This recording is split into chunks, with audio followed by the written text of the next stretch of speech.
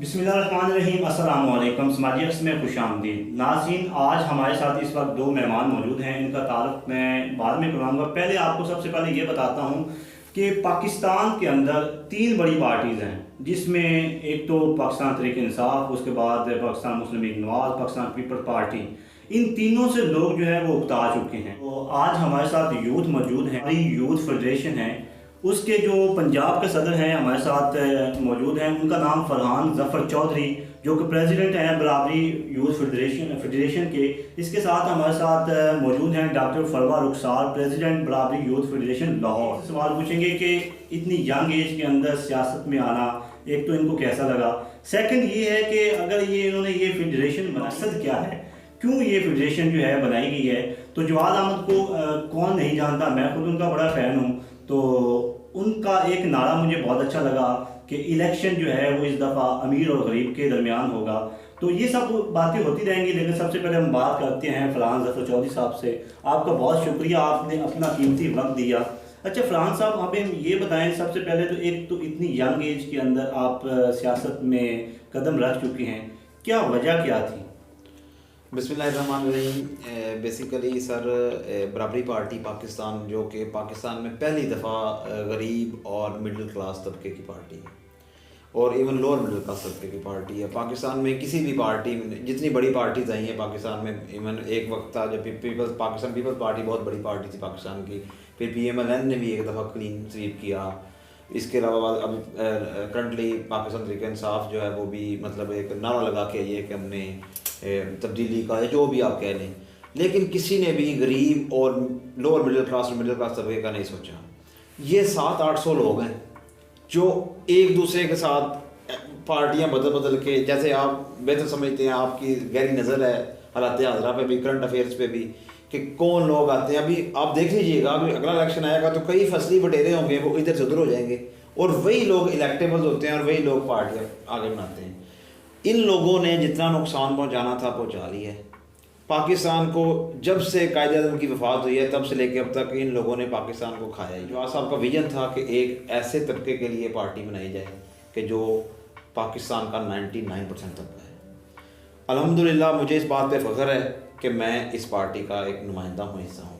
जवाद साहब ने मेरा पोटेंशियल देखते हुए मुझे, उन्होंने काफ़ी ज़्यादा, मैं उनके साथ अटैच हूँ पिछले 1-2 सालों से, तो उन्होंने कहा कि आप ऐसे करो कि आप जो इसकी यूथ जो है ना पाकिस्तान में इस टाइम, जो तकरीबन 60 से 70% है, उसको ऑर्गेनाइज़ करो, उसको आप उनकी एक फेडरेशन बनाओ जो फर्दर हमारी पार्टी को स्ट्रेंथन करे, क्योंकि जो हमारा इलेक्टोरल सिस्टम है आने वाले वक्तों में हमें ज़रूरत भी होगी यूथ की भी। ठीक है, एक तो यूथ वो थी जो इमरान खान नारा लगा के आए थे और आपने देखा ये कौन सी यूथ है, क्योंकि मैं तो यही कहूँगा मफाद परस्त टोला और माफिया, जिसको वो खुद माफिया कहते हैं। और आप देखें कि मतलब चाहे शुगर माफिया हो, चाहे मेडिसिन माफिया हो, मतलब कि किस किस की आप बात करेंगे। मैं तो अभी तक हैरान हूँ कि बड़े लोग इनको अभी तक डिफेंड करते हैं, मुझे समझ नहीं आती कैसे कर लेते हैं यार ये लोग। ठीक है, मैं खुद एक अल्हम्दुलिल्लाह सियासी शऊर रखने वाला बंदा हूँ, बाई प्रोफेशन तो मैं एक साइंटिस्ट हूँ, माइक्रोबायोलॉजिस्ट हूँ, लेकिन फिर भी मैं इनको मतलब मुझे नहीं समझ आती ये कैसे लोग कर लेते हैं। तो मैं शुक्रगुजार हूँ जवाद साहब का कि उन्होंने हमें ये चांस दिया, और अल्हम्दुलिल्लाह जवाद साहब के विजन के मुताबिक हमारी बराबरी यूथ फेडरेशन में लोग बड़ी तेज़ी से शामिल, और इसी सिलसिले की आज एक कड़ी थी जो हमने आपके साथ शेयर भी की है। आज हमारी एक मीटिंग भी थी इधर पार्टी दफ्तर में, तो हमने लोगों को साथ साथ अपना मैसेज देना शुरू कर दिया है। हमारा जो मेन मिशन वो यही है कि जैसे एक अल्लामा इकबाल का एक शेर, अभी रूह जब पैदा होती है जवानों में, नज़र आती है उनको अपनी मंजिल आसमानों में। तो शाहीन जो बेसिकली इकबाल का ना, उसका मकसद सिर्फ यही नहीं है कि जो है ना वो अपने घर में ही बैठे अपने लिए कुछ करे। असल काम है कि आप दूसरों के लिए क्या करते हैं। आप अपने लिए सारे कर लेते हैं, कोई बंदा टैलेंटेड नौजवान है वो अपने लिए अपने फैमिली के लिए कुछ कर सकता है, लेकिन अगर यही लोग अपने लिए सिर्फ अपनी फैमिली के लिए सोचते रहेंगे तो मुल्क का क्या बनेगा। बराबरी पार्टी है तो उसने इस दफ़ा एक सीट निकाली है KPK के अंदर, एक बहुत बड़ा काम है। बहुत से लोग जो है, हम जैसे अब पढ़ रहे हैं, हमें पता चल रहा है कि बराबरी पार्टी है, बहुत से और लोग भी शामिल हो रहे हैं इसमें। नाज़रीन, इसके अलावा आप कमेंट्स देखिएगा जो लोग इसमें शामिल हो रहे हैं, क्यों शामिल हो रहे हैं, इस पर हम आगे वीडियोस रखी हैं, वो आप ज़रूर देखिएगा। ये आपके लिए एक बहुत बड़ी कामयाबी है, क्या कहना चाहते हैं इस हवाले से? जी अल्हम्दुलिल्लाह KPK का इलेक्शन हमारे लिए एक बारिश का पहला खतरा साबित हुए, हमने वहाँ से एक सीट निकाली है। जवाद साहब ने खुद इवन देखें, बड़े लीडर्स जो होते हैं आप देख लीजिएगा, ये जो रवायती पार्टी हैं, ये बड़े लीडर्स कभी भी नहीं बाहर रहेंगे। खैर नवाज शरीफ साहब तो वैसे भी बाहर हैं, इमरान खान साहब अपने इक़्तिदार के मज़े लूट रहे हैं, जरदारी साहब बीमारी का बहाना करके बैठे हुए हैं, इन्होंने क्या आना है। लेकिन जवाद साहब ने खुद विज़िट किया है, इवन लोकल विलेजेस को विज़िट किया है। और यही होता है एक छोटी पार्टी को बड़ी पार्टी करने के लिए यही लीडर का काम होता है कि वो घर घर जाके उन्होंने कैंपेन किया हमारे जो कैंडिडेट्स है KPK में, और अल्हम्दुलिल्लाह हम काफ़ी सेटिस्फैक्ट्री वहाँ से हमें वोटिंग परसेंटेज हासिल हुई है। और हम बड़े ऑप्टिमिस्टिक हैं कि इंशाल्लाह जब ये अभी बलदियाती इलेक्शन में भी और 2023 के जनरल इलेक्शन में भी हमारी काफ़ी हमें उम्मीद है कि हम इंशाल्लाह सीटें इस दफ़ा निकालेंगे। आज हमारे साथ डॉक्टर फरवा भी मौजूद हैं, इनसे बात करेंगे एज ए एजुकेटेड फीमेल। तो अच्छा डॉक्टर फरवा, एक बहुत बड़ा प्रॉब्लम भी है पाकिस्तान के अंदर कि अगर कोई फीमेल काम कर रही है उसको बहुत से मसाइल हैं, उसको दरपेश हैं। आप अभी यंग हैं, एक डॉक्टर भी हैं, आपको एक तो बहुत मैं गुड लक कहता हूं कि आप इस पार्टी में आएँ, और क्या कहना चाहते हैं आज के हवाले से, इस फेडरेशन के हवाले से? बेसिकली बराबरी यूथ फेडरेशन का मकसद इस मुल्क के नौजवानों के लिए है, बनाई गई है ये। और बराबरी यूथ फेडरेशन का मकसद भी यही है कि ताकि हमारे नौजवान जो पढ़े लिखे नौजवान हैं, जो कुछ करना चाहते हैं, जो आगे बढ़ना चाहते हैं, जिनके पास टैलेंट है, स्किल्स हैं, लेकिन उनके पास सपोर्ट नहीं है, वो करना चाहते हैं, आगे बढ़ना चाहते हैं, लेकिन उनके पास सपोर्ट नहीं होती। और हमारे बहुत सारे नौजवान हैं जो रोज़ पढ़े लिखे हैं और वो घरों में बैठे हुए हैं। आजकल के जैसे पाकिस्तान में हालात हैं, हम बिल्कुल बेबस हो चुके हैं, उनकी उम्मीद ही नहीं है कि हमें जॉब भी मिलेगी, इस तरह के हालात आजकल हो चुके हैं। तो हमने बराबरी पार्टी के साथ मैं बहुत देर से हूँ, लेकिन हमने बहुत सारे नौजवानों के लिए आवाज़ उठाई, हमने बहुत सारे ट्रेंड बनाए जो टॉप ट्रेंड पर गए। हमने जैसे कि पिछले दिनों में, कोरोना के दिनों में नौजवानों को एग्ज़ाम्स का इशू था, हमने उस पर आवाज़ उठाई, हमने उस पर प्रोटेस्ट किया, और जो हमारे कामयाब भी हुए। हमारा मकसद था ताकि हम स्टूडेंट्स के साथ कोई जुल्म ना हो जैसे कि आजकल हो रहा है। और उसके बाद हमने उसके बाद सोचा कि हमारी यूथ के लिए, क्योंकि बहुत सारे नौजवान आगे बढ़ना चाहते हैं, वो सियासत में आना चाहते हैं, लेकिन उनके पास प्लेटफॉर्म नहीं होता। और हमारी जो मौजूदा गवर्नमेंट्स हैं उनमें सरमायादार और जागीरदाराना लोग ही आगे आ जाते हैं, और गरीब जो लोग हैं, मिडिल क्लास है, उनको आगे आने का मौका ही नहीं मिलता।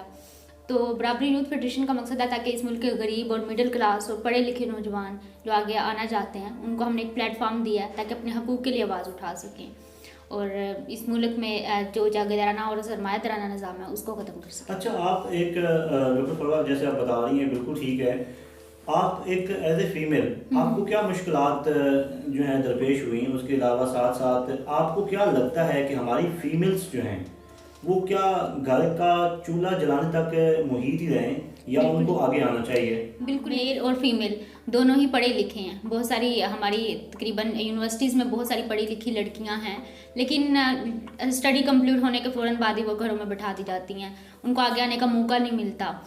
तो मेरी ख्वाहिश है कि और सियासत में हिस्सा लें, अपने हकूक़ के लिए आवाज़ उठाएं। उनका मकसद सिर्फ घरों तक नहीं होना चाहिए, घर के चूल्हे और रोटी हंडी तक नहीं होना चाहिए, आगे आना चाहिए उनको भी।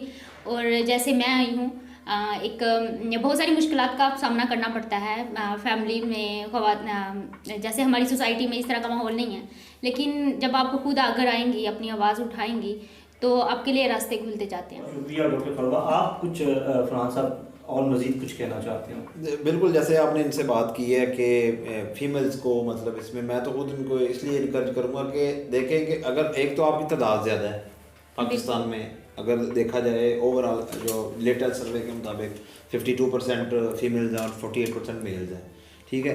अगर आप लोग अब एक फ़ीमेल से ज़्यादा दूसरी जो जितनी फ़ीमेल्स हैं उनकी महरूमियाँ हैं, उनके जो मसाइल हैं, उनको एक फ़ीमेल से ज़्यादा कोई बेहतर नहीं समझ सकता। मैं बतौर मेल अगर बात करूँ तो मैं भी, अगर एक ये फ़ीमेल है, यानी कि जो कम्युनिटी है, पढ़ी लिखी भी लड़कियाँ और कई ऐसी लड़कियाँ भी हैं जो आगे पढ़ना चाहती हैं 10th तक, या उन्हें इंटरमीडिएट की तालीम हासिल करवा के कईयों की शादी कर दी जाती है, कईयों को वैसे मतलब घर बैठा दी जाता है। उसके कई फैक्टर्स हैं। सबसे बड़ा फैक्टर जो मैं आपको बताऊँ वो ये है कि हमारे मुल्क में तालीम फ्री नहीं है। आप जितनी वेस्टर्न वर्ल्ड, मॉडर्न वर्ल्ड देख लें, वहाँ पे आप चाहे PhD तक जाएँ, आपको तालीम फ्री दी जाती है। और अगर हमारे मुल्क में भी एक तालीम का यकसा निज़ाम मौजूद होगा, जब एक सबको, एक अमीर गरीब का बच्चा एक स्कूल में पढ़ेगा, एक निसाब पढ़ेगा, एक सिलेबस पढ़ेगा।